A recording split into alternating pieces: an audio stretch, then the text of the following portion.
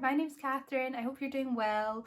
Today I'm going to be doing something that I've been so excited to do for the past like 2 months. I wanted to do a video about the best books that I read in 2023, but I find that a lot of the videos I make are listing off books and talking about them, and if I have really liked a book, I will have probably already talked about it quite a lot in another video anyway. So to make things more exciting and a bit more chaotic, I decided that I would set up all the books that I read in 2023 into a bracket tournament, and I'm gonna pit them against each other in this battle to find out what the best book of 2023 is.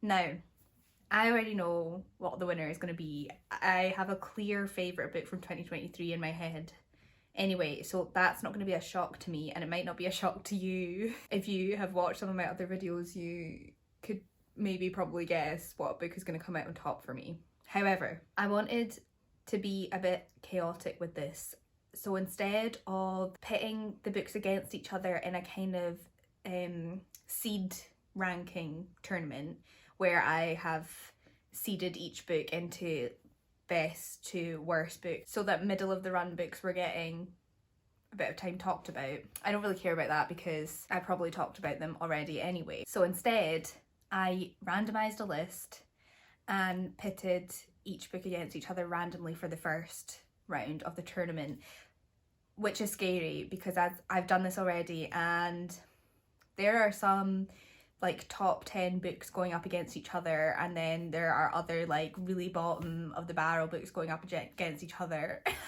I'm already tense about it, and I'm upset that I'm gonna have to pick between some of these books.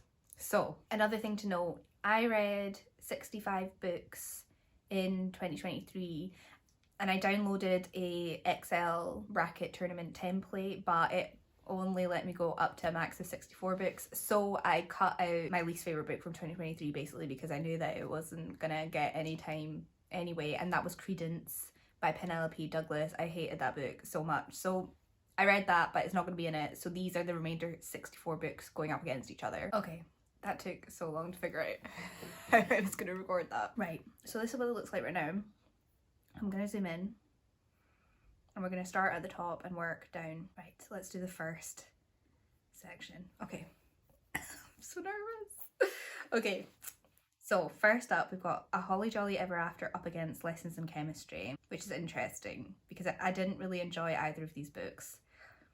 A Holly Jolly Ever After I read more recently. I enjoyed the first half.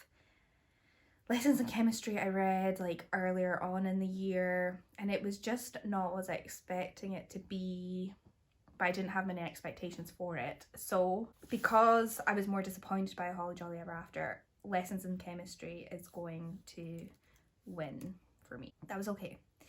Right, next we've got The Housemaid versus Love Light Farms, which I read both of these in December, so they're both fresh, and it's clear to me that Love Light Farms will win. The Housemaid was fun, but it was a bit of a predictable thriller, whereas Love Light Farms was probably my favourite romance that I read in December. It was really, really fun. It was really cute. Then we've got Caraval versus A Curse for True Love. Interesting. 2 books by the same author. I really prefer Once Upon a Broken Heart series to the Caraval series, but I thought that A Curse for True Love was the least strong book in the series, but I have to go for it still because it's a better series for me. Then we've got The Book Eaters versus Things We Say in the Dark. Oh, hello. You coming up? I'm gonna go for The Book Eaters because I don't remember Things We Say in the Dark that well, to be fair. Now we've got The Mercies versus The Mistletoe Motive.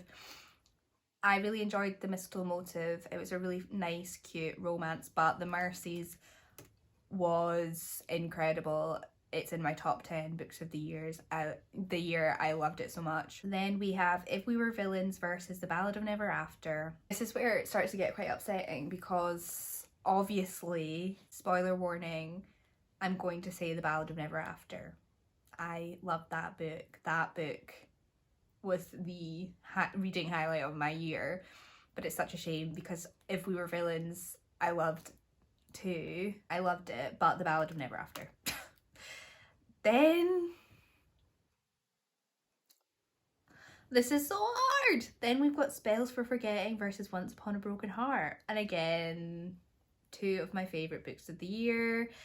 Once Upon a Broken Heart, I just don't love as much as The Ballad of Never After. Spells for Forgetting is a standalone, and I thought it was just so gorgeous and I fell into it. And I don't know whether I play this as because I've already put The Ballad of Never After through, do I just not put Once Upon a Broken Heart out because I've already got one book from the series, or is that being dishonest? Because let's be real, I would read Once Upon a Broken Heart before reading Spells for Forgetting. I'm gonna have to just be true to myself, you know. No, you can't come on me, no. Next we have Bookshops and Bone Dust versus Yellowface. Yellowface again in one of my top books of the year, whereas Bookshops and Bone Dust was one of my biggest disappointments of the year. Legends and Lattes versus Silver Nitrate. One of my first videos I made, I did a half-year review of my favourite books up to that point, and Legends and Lattes was in it. That was before I read Silver Nitrate, and I did really enjoy Silver Nitrate.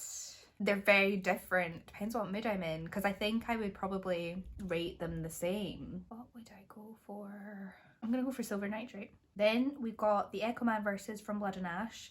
I'm going for The Echo Man, a really, really good thriller. I loved it. And From Blood and Ash, I think, was the first book I read in 2023, and I enjoyed it, but it hasn't stuck with me, and I also couldn't get into the series after it. Then we've got White is for Witching versus Wreck the Halls. White is for Witching, definitely going through. I didn't enjoy Wreck the Hall. I'm disappointed that it was my first Tessa Bailey. Then we have The Final Empire versus The Fifth Season. The Fifth Season, definitely. I love The Final Empire. It was again in my best books for that video I made halfway through the year, but The Fifth Season I read recently and I've fallen in love with it. N.K. Jemisin is incredible. Interesting that these were pitted up against each other because they're both like sci-fi fantasy books, although I suppose Fifth Season is more sci-fi. Next we have Wildfire versus One Last Stop. I think that One Last Stop is written better than Wildfire, but I really loved Wildfire. I had such a good time reading it, so that's going through. Then we've got Magnolia Parks versus Daughter of the Moon Goddess. I'm going Daughter of the... No, sorry. What am I saying? I'm going Magnolia Parks because I didn't like Daughter of the Moon Goddess. I thought it was quite boring, unfortunately. And then we've got Wuthering Heights versus The Push. I like these both quite a bit, but they're both quite different. I'm going Wuthering Heights, I think. Then Radiant Sin versus Thursday Murder Club. I really like the other books in the Neon Gods universe, but Radiant Sin, I could not tell you what happened. I couldn't even tell you who the characters were at this point, which is disappointing, especially because the Thursday Murder Club I didn't really love that much, but it is still going to beat Radiant Sin because I at least remembered the characters. Hamnet versus These Violent Delights. Neither of these were really my favourite, but I remember more from Hamnet. The writing has stuck with me more from Hamnet, I think. Then we've got Finale versus Icebreaker. I hated Icebreaker, so I'm going Icebreaker even though Finale was my least favourite book out of the Caraval series. Then we've got Crying in H Mart versus A Very Secret Society of Irregular Witches. Very different vibes. Crying in H Mart is a memoir about a woman and her relationship with her dying mother, and she talks about a lot about memories in relation to food, and it's just beautifully written. And honestly, I didn't think it had stuck with me that much, but I find myself like randomly throughout the day, like I'll be doing something and then a section of Crying in H Mart will come back to me really randomly. So it has clearly had a lasting effect on me. A Secret Society of Irregular Witches is not a memoir. It is a fiction witchy romance, and it is so cute and lovely, and I loved it. But I think for the lasting impact it's had on me, I'm going to say Crying in H Mart. Then we've got A Quart of Sugar and Spice versus The 20. Going for The 20. Like, A Quart of Sugar and Spice, whilst it was fun, it is definitely one of the worst books I've ever read. Then we've got Tomorrow and Tomorrow and Tomorrow versus Reputation, and I'm going to go for Reputation because it is just so much more my vibe. Like, Mean Girls meets a Jane Austen vibe is everything to me. Tomorrow and Tomorrow and Tomorrow suffered from the overhypeness for me. I think there was never going to be a scenario where I walked into that and it met the expectations that the rest of the world had put on the book, which is a shame because it was really good. Then we've got Bunny and Dark Matter. I really liked both of these books. I think Dark Matter I prefer though. It is about a group of scientists who go to, it's either the North or the South Pole, somewhere cold and isolated, and creepy stuff starts to happen. Then we've got Kingdom of the Wicked versus The Unmaking of June Farrow. I'm going The Unmaking of June Farrow because simply The Kingdom of the Wicked did not stick with me. It was the first book in a series and it wasn't good enough to make me want to read the rest of the series. Unmaking of June Farrow was not a perfect book for me, but I love Adrian Young's writing so much and I really enjoyed it. Then we've got The Pumpkin Spice Cafe versus Divine Rivals. Divine Rivals, definitely. I'm reading Ruthless Vows right now and I'm really enjoying it. I'm only 50 pages in, but it's so good. Pumpkin Spice Cafe was really good.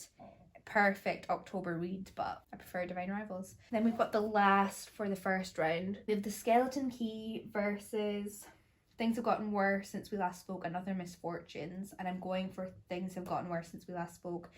I read The Skeleton Key was the last book of 2023 for me, and it just wasn't what I expected it to be going into it, so I think that impacted my enjoyment.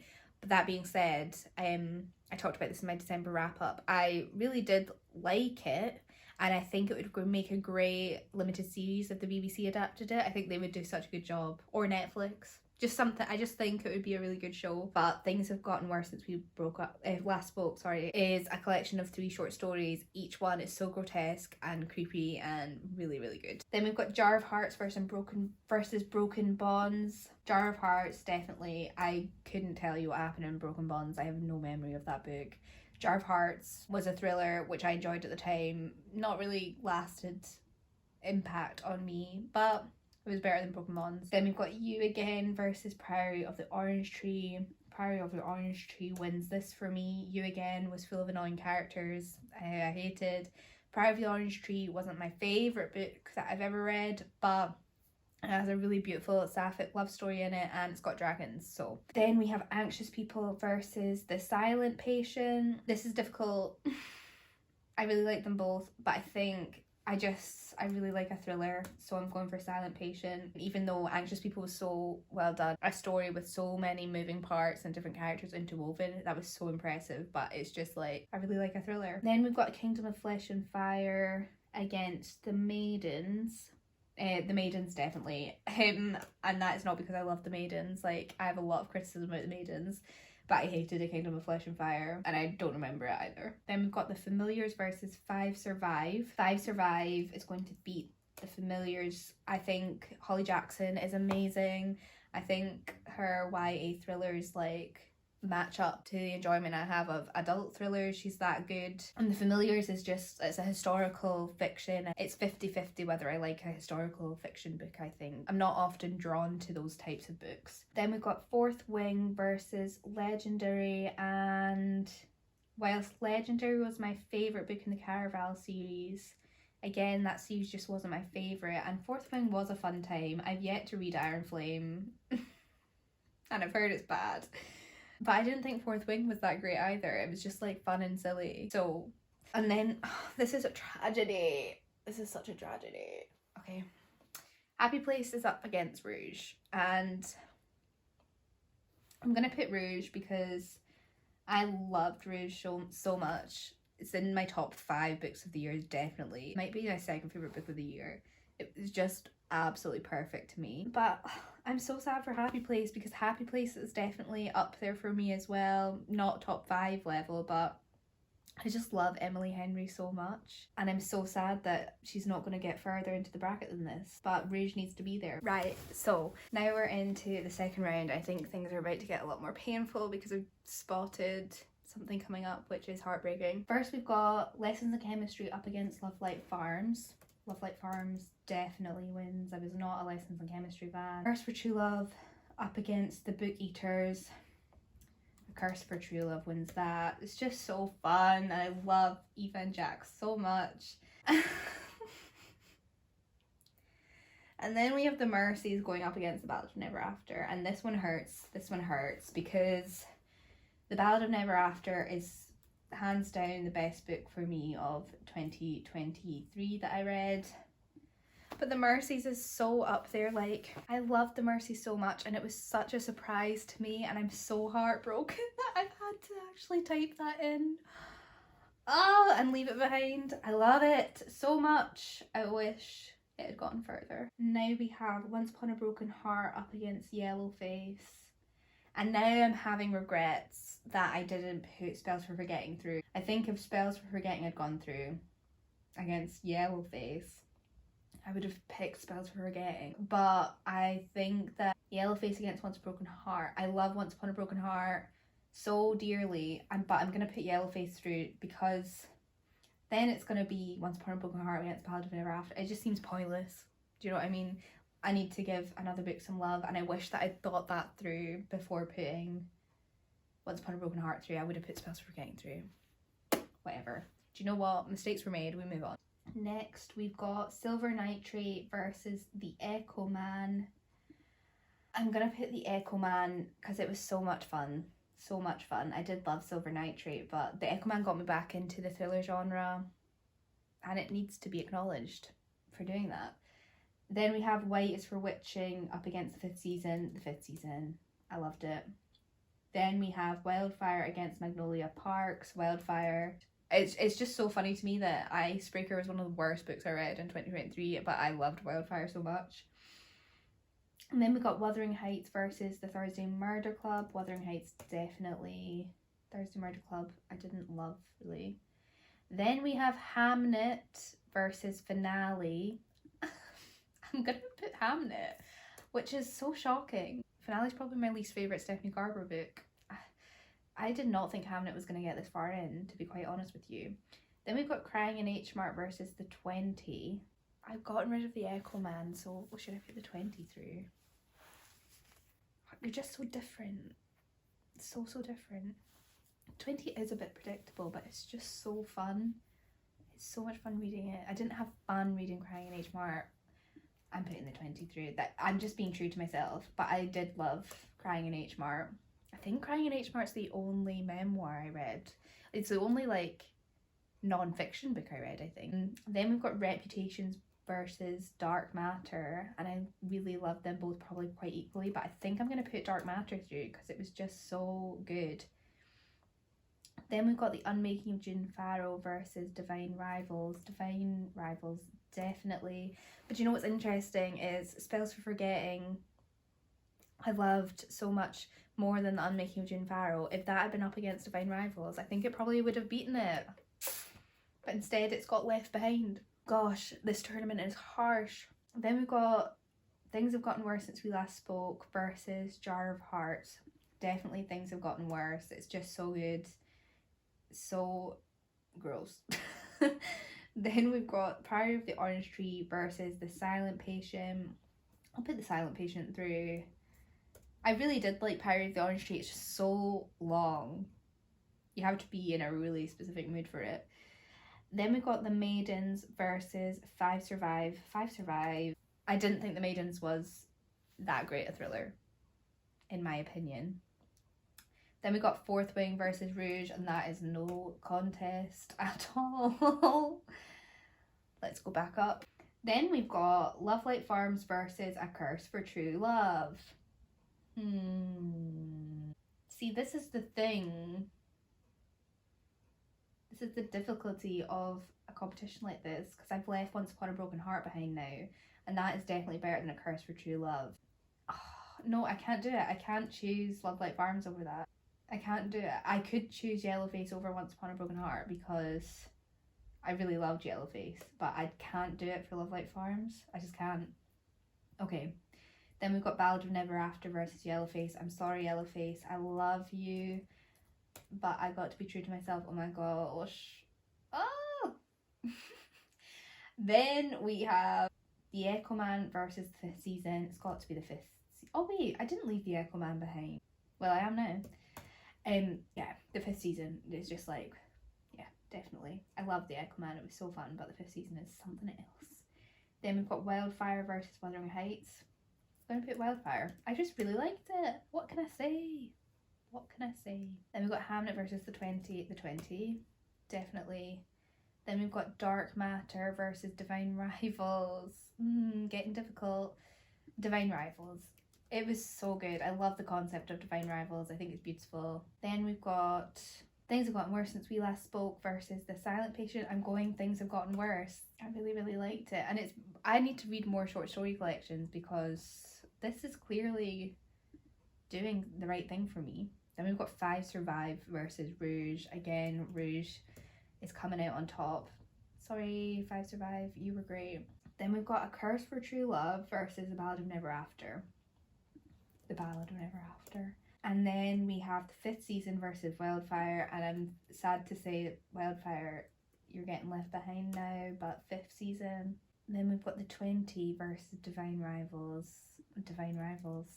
Gosh, Divine Rivals is, I mean, I really did love Divine Rivals, but I didn't think it was going to get this far ahead. Things Have Gotten Worse Since We Last Spoke versus Rouge. Rouge definitely is going ahead. And now we've got The Ballad of Never After versus the 5th season. And this is sad because it is The Ballad of Never After, but I loved the 5th season so much that I hate having to like put it against another book that I love. That hurts. Then we have Divine Rivals versus Rouge, and it's definitely Rouge.